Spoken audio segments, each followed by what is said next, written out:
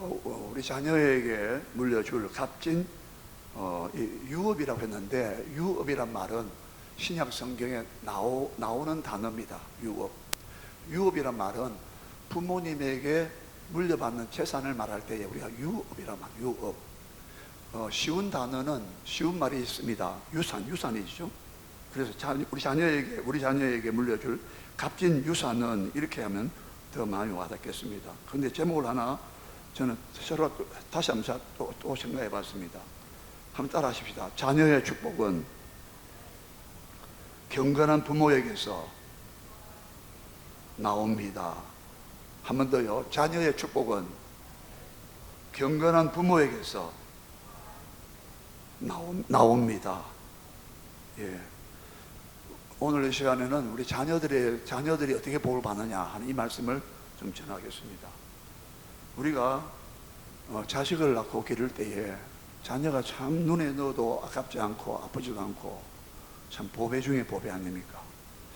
그런데 이 자녀들이 자녀와 부모의 관계가 언제부턴가 이게 좀 뭐랄까요? 좀 비긋거린다까 속된 말로 관계가 그렇게 썩 좋지 않습니다. 예. 왜 부모와 자식 간의 관계가 왜 이게 불협화음이 생기고, 자식이 내 마음대로 안 되고, 또 자식 입장에서 볼 때는 부모가 영 마음에 안 들고, 예. 이게 세대 차이라고 말하는데, 요즘은 쌍둥이라도 세대 차이 난다고 하지 않습니까? 형제간에도 세대 차이 난다 그러는데, 부모와 자녀와의 관계가 얼마나 세대 차이 많이 나겠어요? 지금 여러분, 우리가 사는 이 시대가 이 부모와의 자식과의 이 관계가 참 녹록하지 않고 만만치 않습니다. 네. 옛날에는 그냥 부모의 한마디 말에 자녀들은 이의를 달지 못했어요. 그냥 복종하고 그렇죠. 요즘은 자녀들이 너무 길을 살려가지고, 예. 잘못해도 그냥 넘어가고, 성경은 자녀가 잘못할 때는 매를 가지고 초달해라. 자녀를 사랑하는 자는 건실하게, 성실하게, 예? 매를 들어서 초달한다. 요즘 학교에서 선생님들이 절대 애들 못 때려요. 당장 경찰 부릅니다. 심지어 부모도 경찰 불렀잖아요. 여러분, 지금 이런 시대가 되었어요. 그러니까 성경하고 정 거꾸로 간다 이 말이에요. 성경은 자녀가 잘못할 때는 항상 품어주고 기다려주고 인내하고 자녀를 용서해주고 하지만은, 자녀가 잘못할 때는 그때는 매를 들어서 사랑의 징계라고 했어요. 징계가 없는 사랑은 거짓이라고 말했어요, 성경은. 그럼 우리는 자녀를 지금 무조건 못해도 그냥 넘어가고 이렇게 해버리니까 자녀들이 버릇이 없어요. 오늘 에베소서 6장 4절에 우리 보셨죠? 아비들아 너 자녀들을 노엽게 하지 마라. 자녀들을 노엽게 하지 말라는 이 말이 자녀들을 버릇없이 키우고 자기 마음대로 하고 내버려 두라, 방치해두라, 그런 말이 아닙니다. 자녀를 너무 감정적으로 대하고 비인격이나 무인격적으로 대하고, 자기의 재산이나 소유물처럼 대하고, 자기 속된 말로 자기 자기 욕구 충족을 위해서 자기가 못다 이룬 꿈을 자식에게 대리만족을 얻으려고 하고 있고, 그럴 때는 자녀가, 또 부모가 일관성이 없는 행동을 할 때, 부모가 본을 못 보일 때, 그러면 그때 자녀를 뭐라 하면 자녀가 노여워하죠. 노여워한단 말이에요. 그런 의미에서 자녀들을 노엽게 하지 말라고 한 거예요. 오직 주의 말씀으로, 예, 교양과 훈계로 양육을 해라 했지 않습니까? 그래서 오늘 우리가 이 말씀 속에서, 예, 자녀들을 우리가 어떻게 해야 자녀가 잘 되도록 해줄까? 자나깨나 부모의 소원이 뭡니까? 내 자식이 잘 되는 거 아니겠어요? 예. 어떤 부모라도요, 자기 자식이 그렇게 못났고 부족하고 심지어 지체가 장애가 있고 하더라도 그 부모가요 얼마나 알뜰살뜰하게 뒷바라지하고 예? 우리 그때 뭐 마라톤 그 영화도 있었지 않습니까? 예? 그 엄마가 뭐 희생적으로 막 돌봐주니까 그 치치아가 나중에 애가 변화되는 그 모습도 우리 보았지 않습니까? 예? 부모가요, 부모는요, 아무리 좀 부족해도 자기 자식만큼은 더 잘 되기를 바라는 게 부모의 마음 아니겠어요?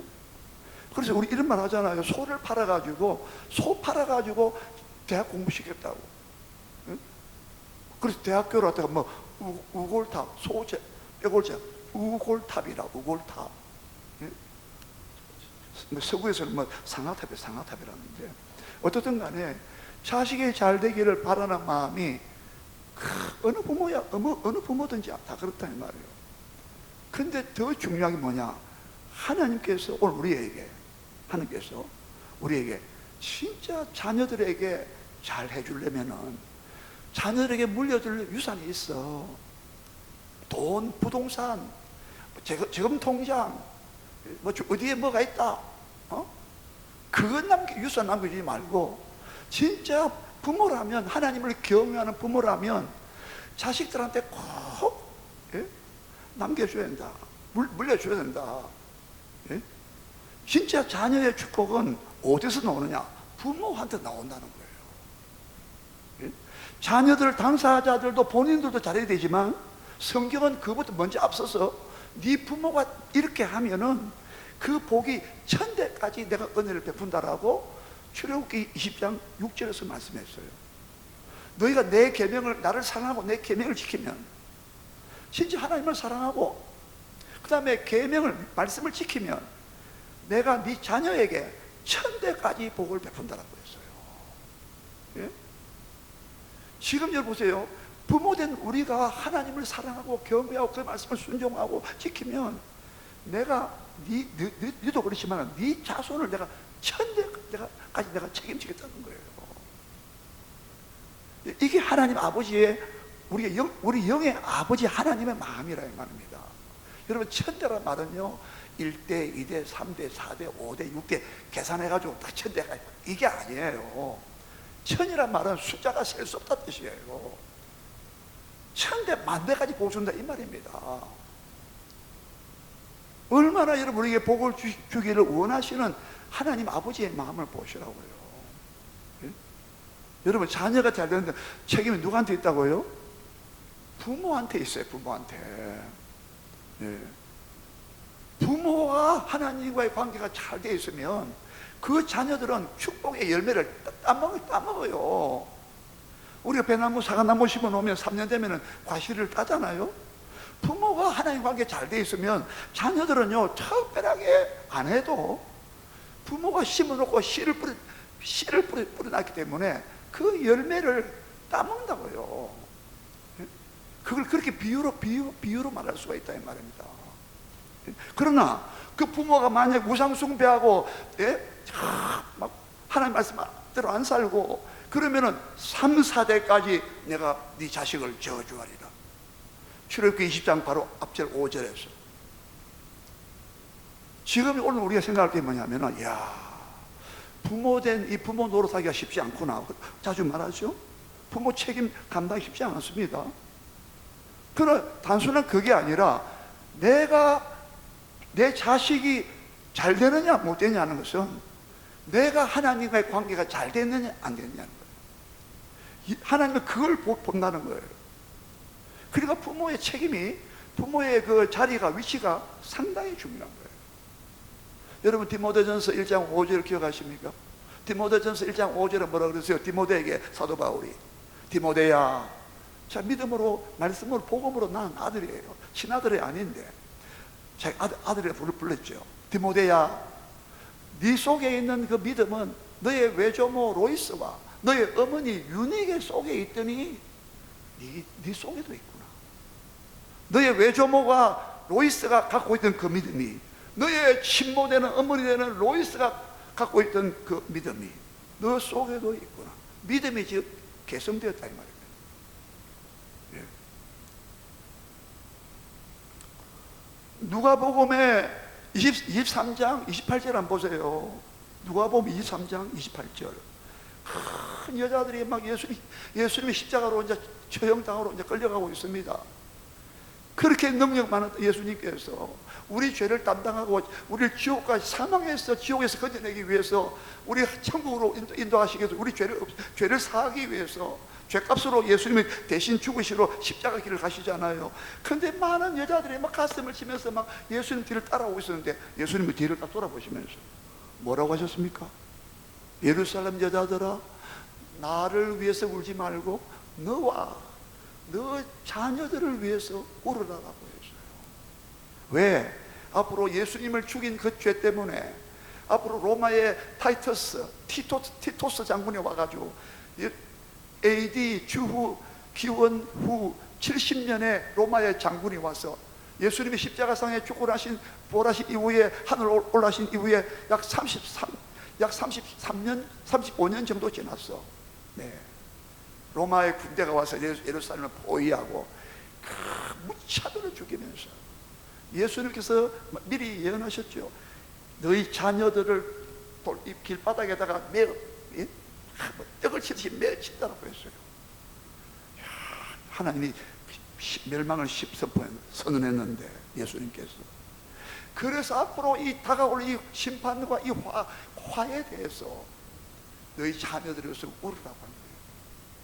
보세요. 지금 보세요.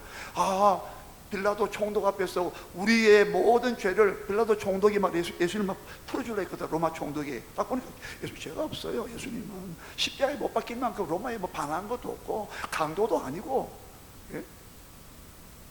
풀어주려고 하니까 하도 로마 황제로부터 당신 내가 고소하겠다고 말이야.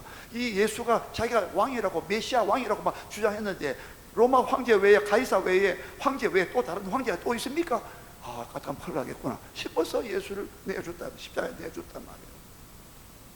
여러분, 그래서 이렇게 됐는데 예수님은 나를 위해 울지 말아라. 나는 너희를 위해 십자가 진다. 그러나 너희 자녀를 위해서 울라. 여러분, 우리가 자녀를 위해서 우리가 많이 울어야 됩니다. 오늘 너무 삭막해졌어요. 우리가 인성이 메마르고요. 너무 삭막해. 요즘요, 여러분 우는 사람 잘못 봤어요. 예? 저도 그 중에 한 사람입니다만은 목사가 여러분을 영혼 놓고 기도할 때에 한 사람 한 사람 놓고 기도합니다. 근데 제 눈에서 눈물이 안 나온다. 저도 메마른 사람이지, 저도. 예? 여러분들 한 사람 한 사람 형편처지를 다 생각하면서 기도할 때 목사가 눈에서 눈물이 메말랐다. 보통 문제가 아니에요, 저는. 여러분, 눈물이요, 시편 56편에 다윗은 고백했잖아요. 하나님, 내가 흘리는 내 눈물을 주님의 병에다가 담아라고 했어요. 이 눈물을 주님께 도와달라고. 여러분, 지금 오늘 중요한 것은 우리 자녀들을 오늘 잘 되기 위해서 책임이 일단 부모한테 있다는 것을 먼저 생각해야 돼요. 여기서 먼저 하나 짚고 넘을 또 하나 있습니다. 자녀를 바라보는 우리의 생각입니다. 관점인데, 시편 우리가 127편 3절을 한번 찾아보겠습니다. 한번 찾아보세요. 시편 찾아보세요.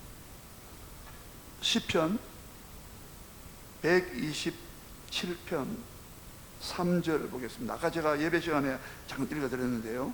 예배 시작할 때 899쪽에 있습니다. 시편은 신구약 성경 한가운데 있습니다.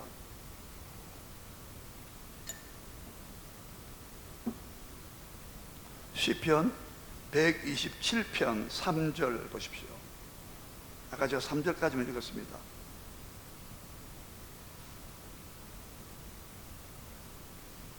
찾습니까? 예, 같이 읽겠습니다. 시작. 보라, 자식들은 여호와의 기업이요 태의 열매는 그의 상급이로다. 다시요. 보라, 자식들은 여호와의 기업이요 태의 열매는 그의 상급이로다. 이렇게 있잖아요. 지금 이 말씀을 우리가 왜 생각해야 되냐면은, 자녀들이 잘 되기를 바라는 우리 마음 속에서 우리가 자녀들에 대한 생각을 바꾸게 되는 거예요. 아까 말씀드린 거 연결이 됩니다. 자녀들이 내 재산이 아니고 내 소유물이 아니고 나의 대리만족하는 것도 아니고, 예? 자녀들이 그게 아닙니다. 근데 오늘 본문에서 시편에서 보라 자식들은 여호와의 기업이요라고 했죠. 이게 솔로몬의 시라고 제목이 되어 있습니다. 지혜의 왕 솔로몬이 성령의 감동을 받아가지고 보라, 이 말은요, 주의를 환기시킬 때 여러분 좀 정신을 차리세요. 이곳에 좀 집중하시기 바랍니다. 여러분 좀 잘못 알고 있는 게 있습니다. 생각을 바꾸세요. 자녀에 대한 개념을 바꾸라는 뜻이에요.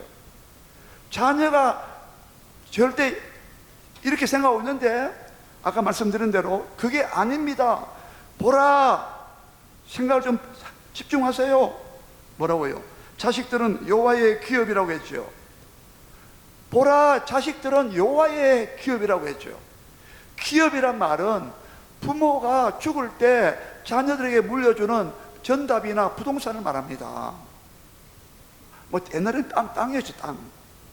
그래서 가나안 땅을 하나님께서 이스라엘에게 줄 때에 여호와의 기업으로 주었다라고 했습니다. 가나안 땅을, 젖과 꿀이 흐르는 가나안 땅을요. 그 땅이 그들이 하나님께부터 받은 선물이야, 선물. 상속 재산이에요. 보세요. 자녀들이요, 얼마나 존귀한 거 보세요. 우리가 자녀들을 함부로 비인격적으로 막 대하고 내 감정이 막 격한 대로 막 다루면 절대 안 되는 거, 여기서 알아야 된다는 거예요. 지난 시간에 부부 사이에 가장 가정의 핵심 단위가 되는 부부 사이를 말씀드리지 않았습니까? 지금 부모 자식 간의 관계도요, 아무리 내가 낳은 자식이지만 이 자식은 대단히 뭐랄까요, 값진, 값진. 우리 성경에 보면은 값진 이 말 많이 나옵니다. 자녀란 존재는 하나님께 주신 하나님의 기업이라는 거예요. 이번에 번역이 좀 약하게 번역했어요. 앞에 번역 개역 성경에는 보라, 자식들은 여호와가 주신, 이렇게 되어 있어요. 하나님 여호와가 주신 기업이라 이렇게 되어 있어요. 그 의미가 더 잘 통하죠. 하나님이 여호와께서 주시는 기업이란 말이에요.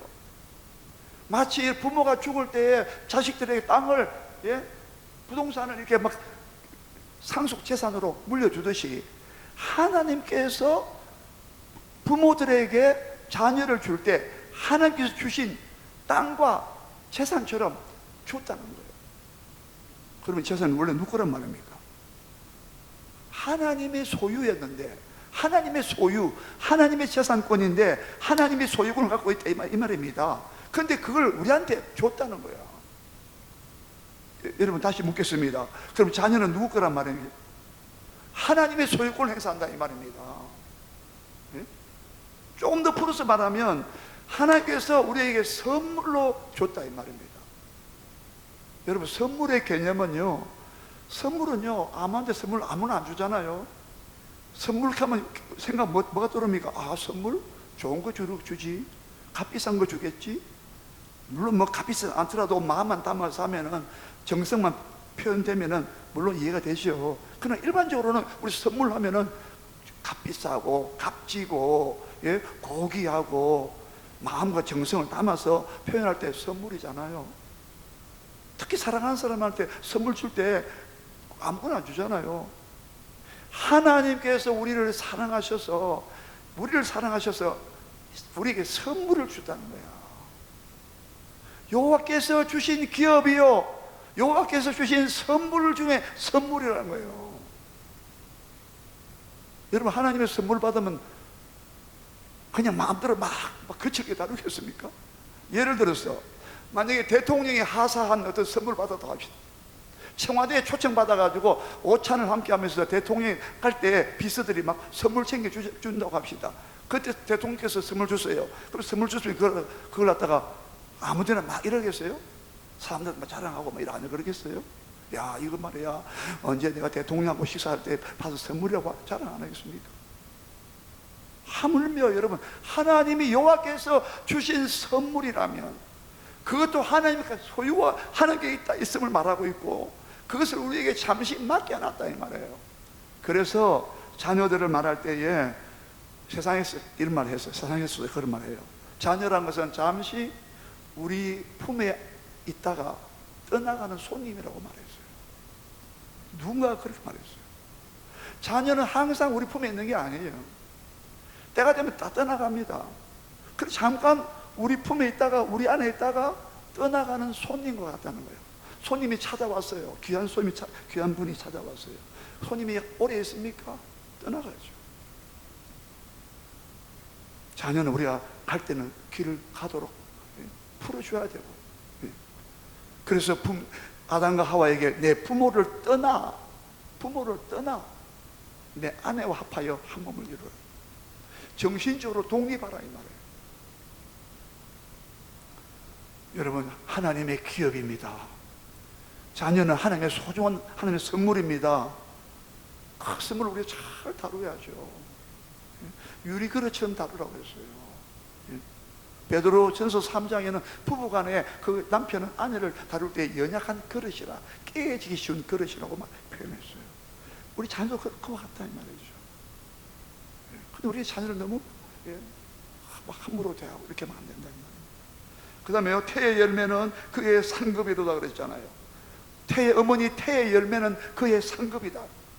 우리 자녀는 어머니 태의 열매입니다. 열매. 어머니가 이 태가 자궁에서 만약에 태가 자식이 안 생기면 그 열매가 없이 어떻게 돼요? 안 되죠. 그 자식은 태의 열매인데 그것은 그의 상급, 하나님의 상급이에요. 상급. 상급이 뭐예요? 상을 줬다 말 그대로. 이거는 은혜의 의미가 있어요. 은혜의 의미. 은혜로 상을 줬다 뜻입니다. 부부간의 사랑을 통해서 자식이 생기지만 좀 더 깊이 말하면 성경은 더 깊은 것을 원천, 근원을 말씀하고 있어요. 하나님께서 은혜로 상을 베풀어 줬다 뜻이에요. 다시 말하면 하나님의 은혜를 안 베풀면 자녀도 없다는 뜻입니다. 이해가 됩니까? 지금 여러분 이런 말씀들을 우리 왜 생각해야 되냐면 자녀에 대한 개념을 다시 바꿔야 된다. 이는 하나님의 것이라는 거예요. 하나님의 선물이고 하나님이 자기 거라고.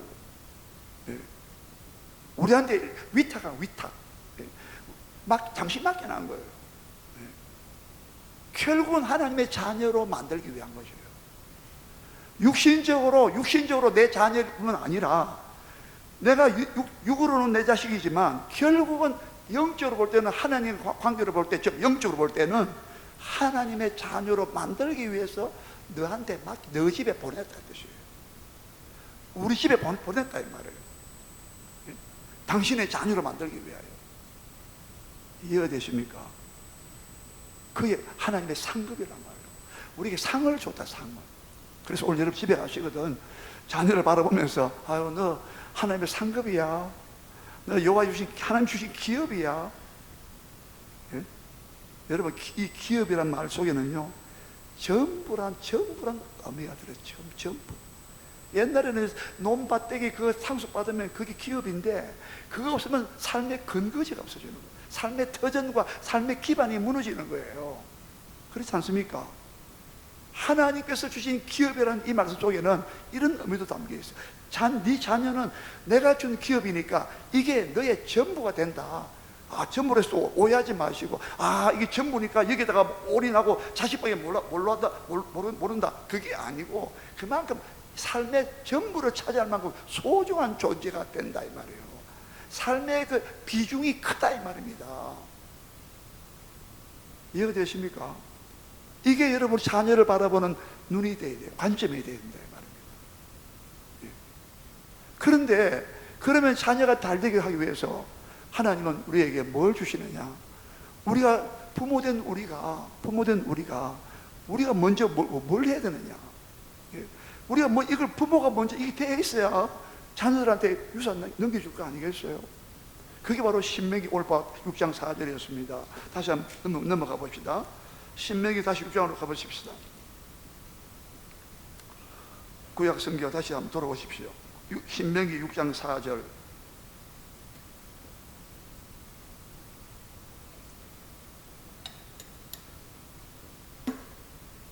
찾으십니까?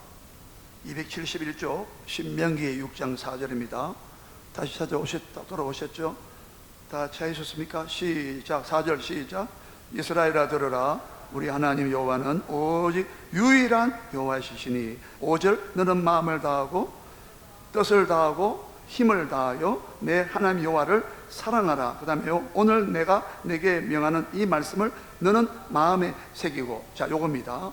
4절과 5절 6절이 부모의 책임이에요. 아까 말씀드렸잖아요.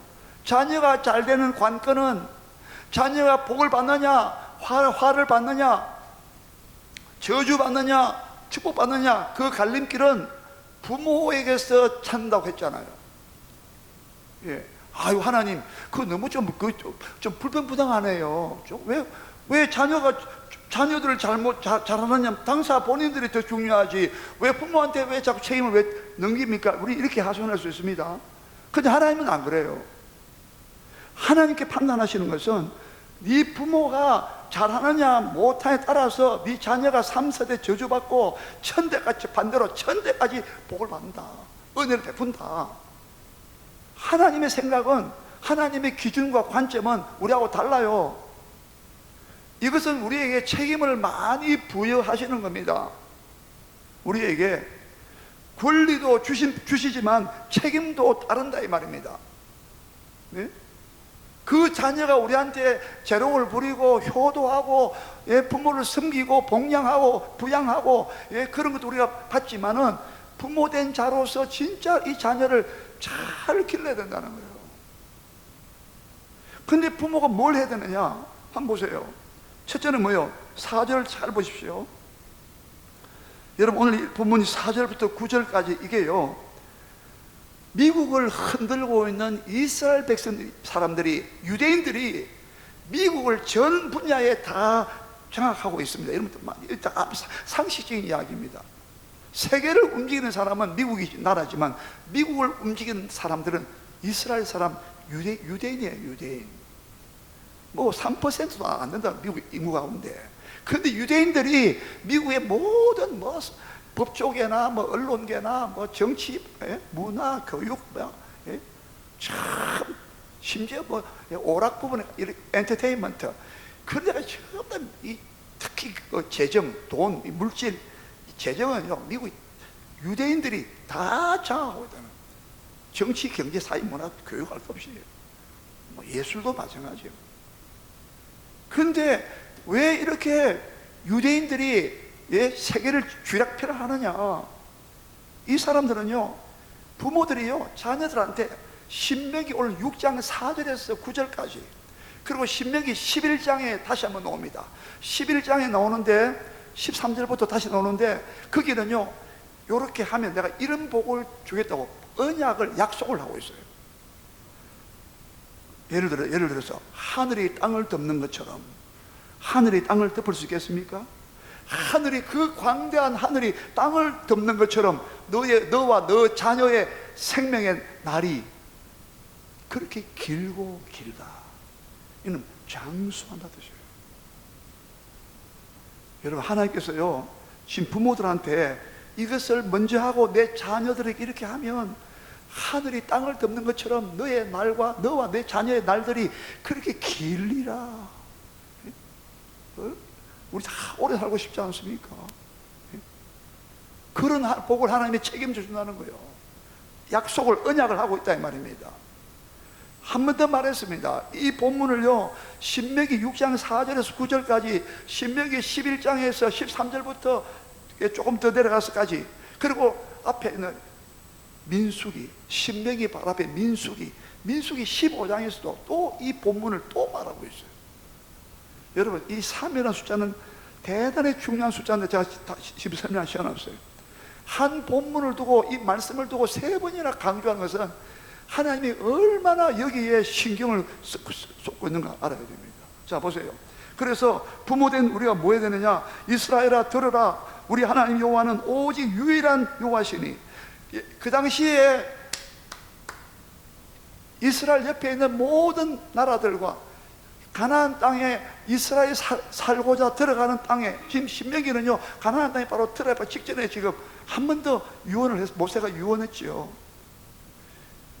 가나안 땅에 들어가도 그렇고 그 주변의 나라들 전부 전부 다 신들이 너무 많아. 이런 신 저런 신 잡다한 우상들 너무 많은데 하나님, 우리 하나님 여호와는 오직 유일하신 한 분이신 여호와시니, 우리 하나님 여호와는 오직 유일한 여호와이시니 하나님은 한 분밖에 없다는 거예요. 여러분, 하나밖에 없다는 것은요, 애지중지하고 소중한 존재라는 겁니다. 하나님 한 분 외에는 다른 신이 없다는 거예요.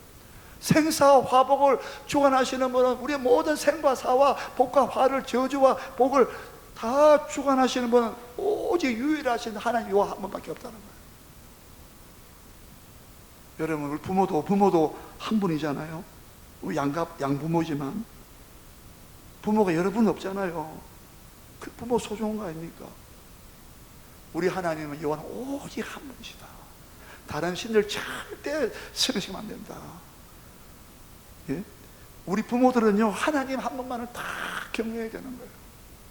그게 여러분 자녀들한테 본이 된다. 야, 우리 엄마는 말이야, 하나님 한 분 외에, 우리 주님 예수님 외에는 다른 신을 절대 안 섬겨. 오직 그분만 찬양하고 그분에게만 모든 마음과, 보세요. 너는 5절 다 같이 어떻게? 자, 5절 다 같이. 5절 시작. 너는 마음을 다하고 뜻을 다하고 힘을 다하여 내 하나님 여호와를 뭐하라? 사랑하라는 거예요. 마음을 다, 우리 마음이라는 것은요, 지성과 감성과 의지, 인격을 말하는 거예요. 근데 우리 마음 아프다, 이 감정적인 마음이 아니라 이 레버라는 이 단어는 우리 지성과 감성과 의지, 인격 전체를 말하는 게 마음이에요. 여러분, 하나님을 사랑할 때 우리 인격을 다 쏟아야 된다 이 말이에요. 마음을 다 쏟지 않고 하는 자, 외식하는 자, 바리새인과 예수님께서 바리새인들에게 막 외식 겉으로만 형식만 기계적으로 형식적으로 하는 거 보고 막 바리새인 보고 얼마나 예수님 막 책망하셨잖아요. 여러분, 예배 드리는 것도 여러분 마음 다 쏟아야 돼요. 우리 그다음 또요, 뜻을 다하고, 이 뜻이라는 것은 우리의 영혼, 우리의 뭐 생명, 뭐 호흡 이런 말인데, 뜻을 다하고, 앞에 번역은 성품이라고 번역했어요. 이번에는 뜻이라고 번역했는데, 우리의 뜻을 다하라는 거예요. 예? 우리가 원하는 거, 이 뜻은요 주로 원하는 관계예요. 내가 원하는 거, 그게 아니라 하나님이 원하시는 거, 내가 원하는 것보다도 주님이 원하시는 거, 그게 뜻과 성품이에요. 예? 그걸 성품을 다해라. 내 성품을 다해라. 내 뜻을 다하라는 거예요. 이건 참 인격적인 관계를 말합니다. 지금요, 마음을 다 쏟아부어라, 뜻을 다하라, 이거 전부 다 쏟아부어라는 뜻이에요. 다하라는 말은 근성근성으로 하지 말라는 겁니다. 기도도 뜨겁게 기도하고, 찬송도 뜨겁게 찬송하고, 하나님을 향하여 인격적인 하나님이란 말이에요. 지금 우리의 전 인격을 다 동원해서 하나님을 사랑하라는 거예요. 왜? 그분이 우리를 먼저 사랑하시기 때문에. 예수님 보내주시고 우리 죄에서 사망해서 지옥에서 건져내주신 하나님의 사랑을 먼저 생각해야죠. 구약으로 말하면요, 애굽에서 출애굽시킨 분이 하나님입니다. 애굽에서 400년 동안이나 노예생활 종살이했던 그들 하나님 건져내줬잖아요. 그게 출애굽기 아닙니까? 그게 하나님의 사랑 아니고 뭐였습니까? 그래서 하나님께서는 사랑을 지금 요구하시는 거예요. 지금 우리가 죄와 지옥에서 우리를 건져내시기 때문에 예수님을 통하여 하나님께서 우리 보고 지금 사랑을 요구하시는 거예요. 마음을 다하고 뜻을 다하고, 그리고 힘을 돼요. 힘이라는 것은요, 육신의 힘, 정신적인 힘, 모든 힘이라는 힘을 다 동원해서 너의 하나님을 사랑하라는 거예요.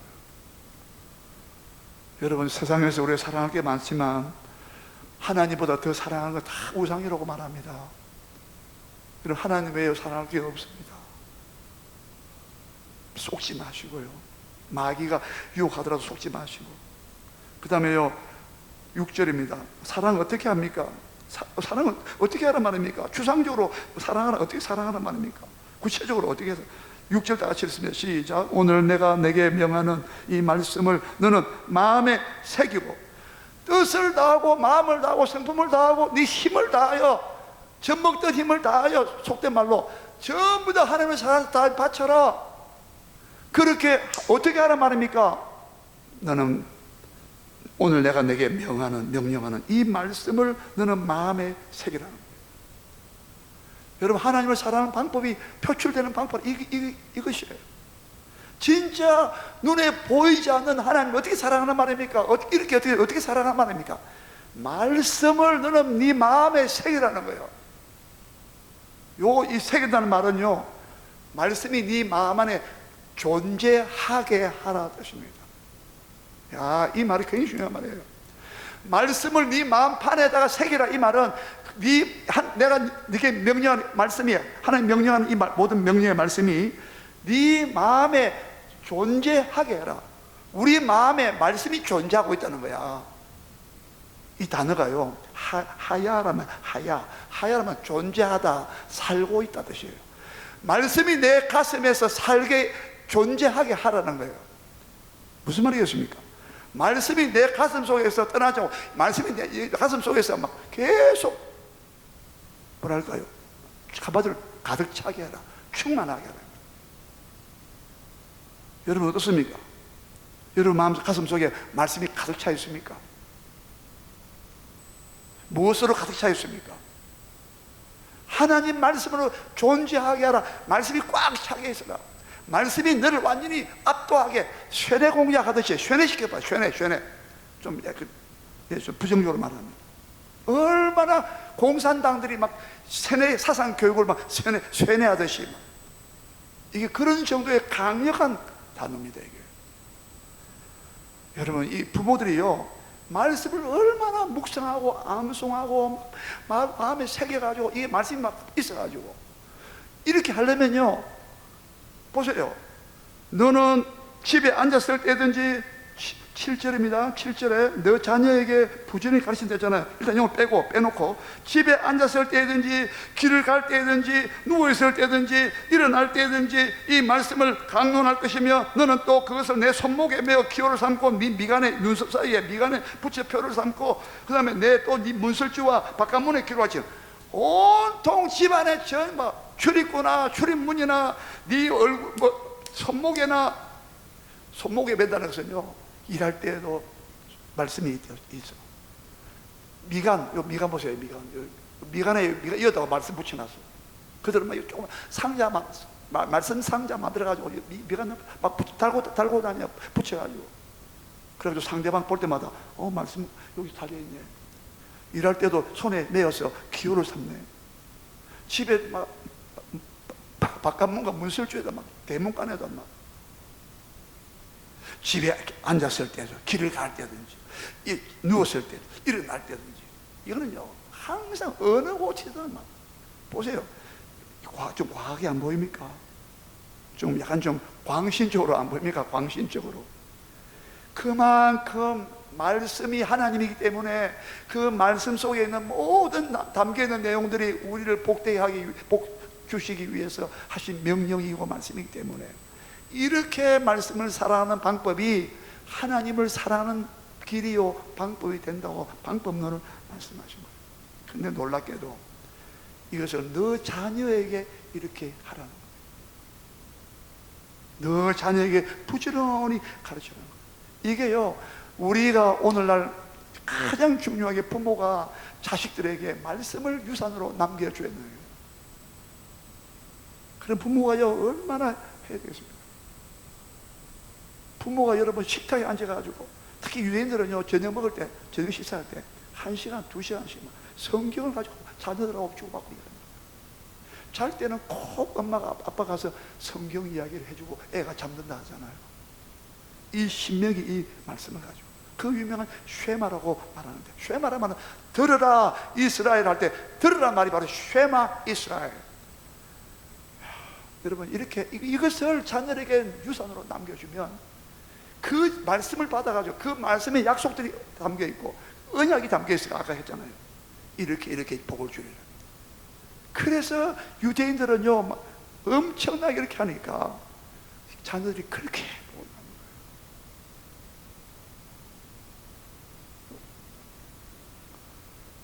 거예요. 지금 시간이 다 돼버렸는데, 저기 미국의 그 뉴욕시에, 뉴욕이라는 세계적인 도시 아닙니까? 여러분 많이 들어서 아실 것이면 알죠? 뉴욕시의 교육위원회가 두 두 가문을 5대까지 조사를 했어요. 한 사람의 가문은 맥스 주크란 사람인데, 맥스 주크 가문을 5대를 후손들을 조사했습니다. 이 사람은 막 술만 먹고 그렇게 막 방탕한 삶을 살았는데, 그래서 이 사람을 샘플로 잡은 것 같아요. 이 사람이 방탕한 삶을 살았는데 과연 하나님 말씀이 맞나 그런 것도 있겠죠. 뉴욕의 교육위원회에서 이걸 조사했다니까. 신빙성 있지 않습니까? 그래서 막 이 교육 자료로 막 활용한다는 거예요. 그 뉴욕에서는요. 그 가문은 좀 수치스럽겠지만, 이 사람의 후손을 5대 조사했는데요, 제가 적어봤습니다. 교도소 생활하는 사람 5년 이상 복역한 사람이 96명이 나왔어요. 정신병으로 알코올 중독자가 58명이 나왔습니다. 그리고 창녀가 65명이 나왔습니다. 그리고 극빈자가 286명이 나왔습니다. 그리고 학교도 안 가고 그냥 무학자로 460명이 나왔어요. 그리고 사고를 쳐가지고 나라의 재정을 낭비한 그 금액이 1억 5천만 달러가 나왔다고 이 결과가 나왔습니다.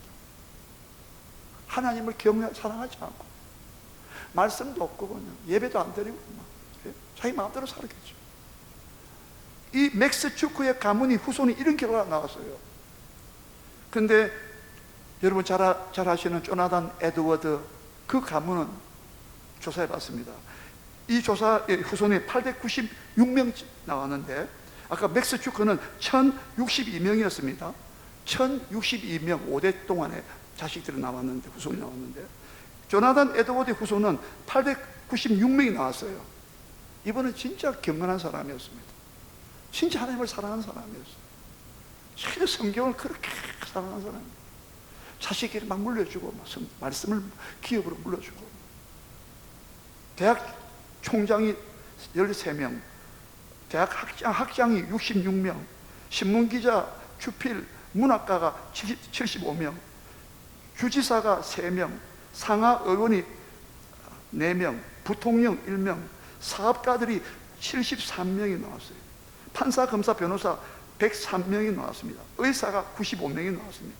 기술가, 발명 기술가들이 21명이 나왔습니다. 선교사, 목사가 116명이 나왔습니다. 범죄자는 한 명도 안 나와 있습니다. 이게 조나단 에드워드의 가문하고 맥스 주크의 두 가문을 딱 객관적으로 조사한 거예요. 여러분, 성경에 맞습니까? 맞죠? 우리는 어떻게 하든지 부모는요, 자식을 위해서 씨를 뿌려야 되고 눈물을 흘려야 되고, 성경을 하다가 부모 자식들 앞에서, 어떤 부모는요, 애가 학교 돌아오잖아요, 일부러라도 성경을 딱 펴놓고 있답니다. 그게 부산의 내 누님입니다. 그 자식이요, 서울의 경희대로 갔는데, 경희대 교수가 니는 어떻게 레포트를 쓰는데 이렇게 잘 쓰냐, 애들 보고 기립박수를 치라 했어요. 교수가. 알고 보니까 그 누나가요, 그 누님이 학교 올 때마다 성경을 다 보고 있는 거야. 그 쇼하는 게 아니에요. 진짜 그런 거예요. 그리고 그 애들한테 그렇게 성경을 읽히고 암송시키고 가르치고, 아까 말씀드린 집에 앉았을 때든지 길 갈 때든지 잠잘 때 누웠을 때든지 그렇게 했다는 거예요. 여러분, 우리 부모가 하나님, 우리가 경건하게 살고 하나님을 진짜 사랑하고 그렇게 사는 모습을 보여주면 그 복이 천대까지 간다고 약속했지 않습니까? 우리가 이런 부모가 되어야 되지 않겠어요? 자식한테 뭘 물려주겠습니까? 여러분, 이런 부모가 되십시다. 할렐루야. 우리 다 같이 이 말씀 생각하면서, 하나님, 참 내가 하나님 말씀대로 살게 해주시고